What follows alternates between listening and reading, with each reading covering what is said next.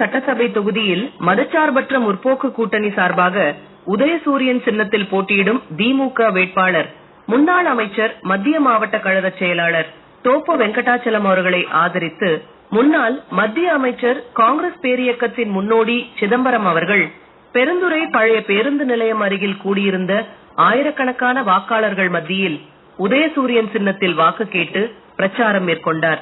இந்நிகழ்ச்சியின் போது திமுக நிர்வாகிகள் மற்றும் கழக உடன்பிறப்புகள், கூட்டணி கட்சியினுடைய நிர்வாகிகள் மற்றும் தோழர்கள், மகளிர் அணியினர், மத்திய மாவட்ட திமுக இலக்கிய அணி துணை அமைப்பாளர் முனைவர் திருவாச்சிமூர்த்தி உட்பட சார்பு அணி நிர்வாகிகள் மற்றும் பொதுமக்கள் கலந்து கொண்டனர். இயக்கங்களுடைய 26 இயக்கங்களினுடைய ஆதரவோடு திராவிட முன்னேற்ற கழகத்தினுடைய வேட்பாளராக என்னை ஆதரித்து இந்தியாவினுடைய நிதியமைச்சரும் மிகப்பெரிய பொருளாதார மேதையுமான தமிழ் மண்ணுக்கு சொந்தக்காரர், இந்த மண்ணினுடைய மைந்தர், மூத்த வழக்கறிஞர் அண்ணன் பாசி அவர்கள் இப்பொழுது உங்கள் மத்தியிலே பேசுவார்கள்.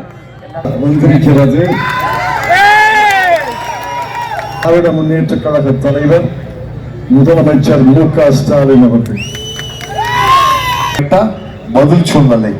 ஆனால் அரசியல் சாசனத்தை திருத்தினால் தமிழ்நாட்டுக்கும் தென்னாட்டுக்கும் மிகப்பெரிய பாதகம் ஏற்படும். அது நமக்கு தெரியும்.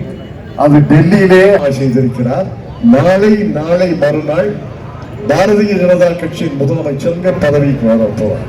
அதனால பாரதிய ஜனதா கட்சியின் வழக்கமே அதுதான். எதற்கு ஒரு கட்சி இப்ப தந்தை பெரியாரை மறந்து விட்டார்கள், பேரறிஞர் அண்ணாவை மறந்து விட்டார்கள், அந்த கட்சியை தொடங்கிய எம்ஜிஆரை மறந்து விட்டார்கள், செல்வி ஜெயலலிதாவை மறந்து விட்டார்கள், சசிகலாவை தூக்கி எறிந்து விட்டார்கள். பழனிசாமிக்கு அமித்ஷா தான் எடப்பாடி பழனிசாமிக்கு தலைவர். எதற்காக ஒரு கட்சியை நடக்கிறது? எச்சரிக்கையாக இருங்க. இன்னைக்கு 2 நாள்ல அரசியல் சாசனம் திருத்தப்படும். அந்த அரசியல் சாசனத்தை மு.க. ஸ்டாலின் அவர்கள் எதிர்க்கிறார்கள், சோனியா காந்தி அவர்கள் எதிர்க்கிறார்கள். திராவிட முன்னேற்ற கழகமும் காங்கிரஸ் கட்சியும் மற்ற கூட்டணி கட்சிகளும் எதிர்த்து அந்த அரசியல் சாசன திருத்தத்தை தோற்கடிப்போம். தோற்கடிப்பதற்கு அனைத்து முயற்சிகளும் நடந்திருக்கின்றன. ஆனால் எடப்பாடி பழனிசாமி பாதகம் வராதுன்னு யார் சொன்னா? அமித்ஷா சொன்னார். ஆகவே பாதகம் வராது. இதற்கு எதுக்கு ஒரு கட்சி? கவனமா கேளுங்க. மு.க. ஸ்டாலின் தலைமையில் இடையில 10 ஆண்டுகள் அதிமுக அரசு. ஆக 20 ஆண்டுகளும் ஒரு கட்சி ஆண்டதாக சொல்ல முடியாது.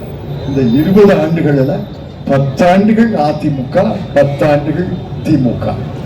இதுல 10 ஆண்டுகளில் 3 முதலமைச்சர், செல்வி ஜெயலலிதா, OPS, அப்ப தவழ்ந்து முதலமைச்சர் பதவியை பிடித்த பழனிசாமி. இந்த 5 ஆண்டுகளில் நடந்த சொல்றேன். இந்த 5 ஆண்டுகளிலே நடந்தது,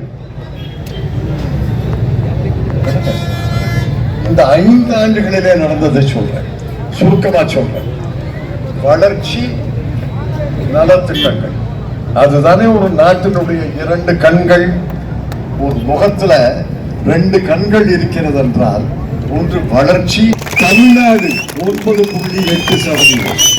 தமிழ்நாடு வளர்ச்சியில முதல் ரேங்கை பெற்றிருக்கிறது. நான் சொல்லதல்ல, நரேந்திர மோடி அவர்கள் அரசுடைய திட்ட கமிஷன் சொல்கிறது. அடுத்து உரிமை திட்டம் வேணுமா வேண்டாமா? 1000 ரூபாய் இப்ப தர்றாங்க. அடுத்த ஆட்சியில 2000 ரூபாய் வேணுமா வேண்டாமா? விடியல் பயணம் பெண்களுக்கு 5 வகுப்புகளுக்கு பிள்ளைகளுக்கு காலை உணவு. பெருந்தலைவர் காமராஜர் அவர்கள் மதிய உணவு திட்டத்தை கொண்டு வந்தார். மு.க. ஸ்டாலின் அவர்கள் காலை உணவு திட்டத்தை கொண்டு வந்தார். வேணுமா வேண்டாமா? புதுமை பெண் தமிழ் முதல்வர் பள்ளிக்கூடத்துல, அரசு பள்ளிக்கூடத்துல படிச்சு காலேஜுக்கு போனா 1000 ரூபாய் கொடுத்துட்டு இருந்தாங்க. அடுத்தது 1500 ரூபாய் கொடுக்க போறாங்க. வேணுமா வேண்டாமா? உதவித்தொகை 1200 ரூபாய் கொடுக்கறாங்க. அடுத்த ஆட்சியில 2000 ரூபாய் கொடுக்க போறாங்க. வேணுமா வேண்டாமா? கடைசியாக சூப்பர் திட்டம் 8000 ரூபாய் கூப்பன், இல்லத்தரசிகள் கூப்பன் 8000 ரூபாய் கொடுக்க போறாரு. 8000 ரூபாய் 8000 ரூபாய் ரொக்கமா கொடுக்க போறது இல்ல. ரொக்கமா கொடுத்தா என்ன ஆகும்னு உங்களுக்கு தெரியும். இந்த ஒழுகிற பைப்புல நீர் கசிவது மாதிரி 8000 ரூபாய் இல்லத்தரசிக்கு கொடுத்தா அதுல 500 1000 ரூபாய் யாரோ, நான் சொல்லல, யாரோ எடுத்துக்குவாங்க. 8000 ரூபாய் கூப்பனா கொடுக்கிறார். எதற்காக? விரும்பிய பொருளை விரும்பிய நேரத்துல, விரும்பிய கடையில, விரும்பிய பிராண்ட்ல, விரும்பிய நேரத்துல, விரும்பிய விலையில நீங்க வாங்கிங்க. ஒருத்தர் தீபாவளிக்கு வாங்குவாரு, ஒருத்தர் கிறிஸ்துமஸ்க்கு வாங்குவாரு, ஒருத்தர் ரம்ஜானுக்கு வாங்குவாரு, ஒருத்தர் பொங்கலுக்கு வாங்குவாரு. இந்த 8000 ரூபாய் கூப்பன் திட்டம் வேணுமா வேண்டாமா? ஆக வளர்ச்சி திட்டங்களிலே நம்பர் 1 தமிழ்நாடு, நலத்திட்டங்களிலே நம்பர் 1 தமிழ்நாடு. இந்த நம்பர் 1 முதலமைச்சரை மீண்டும் முதலமைச்சராக ஆக்க வேண்டுமா, அல்லது அமித்ஷா முன்னாடி கை கட்டி வாய் புதைத்து நான் உங்கள் அடிமை சாசனம் எழுதி கொடுத்திருக்கிறேன் என்பவர் முதலமைச்சராக வர வேண்டுமா? இதான் தீர்மானிக்க வேண்டும். ஆதரவோடு நாங்கள் எதிர்த்து தோற்கடிப்போம்.